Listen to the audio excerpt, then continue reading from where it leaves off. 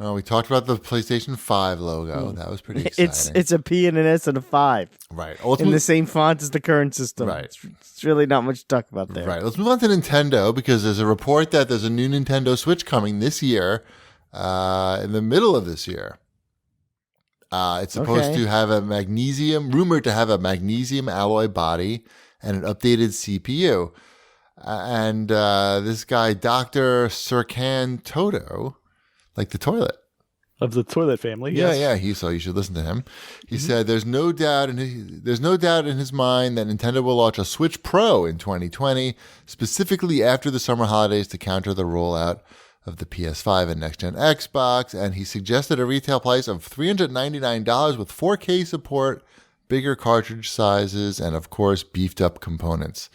I thoroughly disagree with that. Yeah, that makes no sense. Makes no sense for Nintendo at all. That's not how they do things either. It's like the opposite of what they do.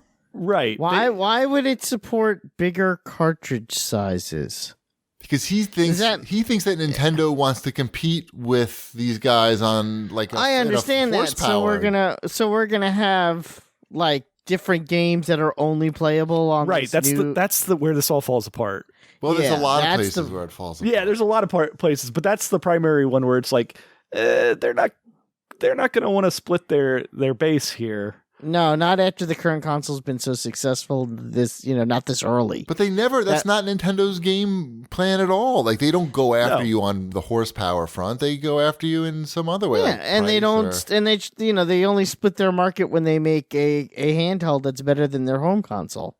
But in this situation, they only have the one console. They're not going to want to split that market. Right, and they don't care about 4K. You think Nintendo fans are complaining about lack of 4K support? Every day, it's all I hear. It's 90% of my Twitter. Right. So no, I don't. I think that they could definitely come out with a Switch Pro, but maybe it's just lighter with a bigger battery or something. And they could update the CPU, because that's not going it's not setting the world on fire. Right, and that's not splintering your user base either. Nope. That's just having a slightly better model of it. Yeah, it's like buying the newer phone. Yeah, that's where they need to be at. Right, that's what they're doing. And that makes sense. Like, I put another article on here where the MPD came out and they did a survey, and 40% of Switch owners also either own an Xbox One or a PS4. Uh-huh.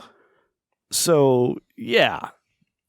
People are using this as their portable console / Nintendo console. Yep. Like, that's Nintendo's game. It's not, right. Hey, let's make this more expensive. Right. That's not what they're looking for. Right. Why would they go up in price when they have their competitors are going up in price? They're going to want to be the price leader. And they have the room. It doesn't make any sense. Anyway,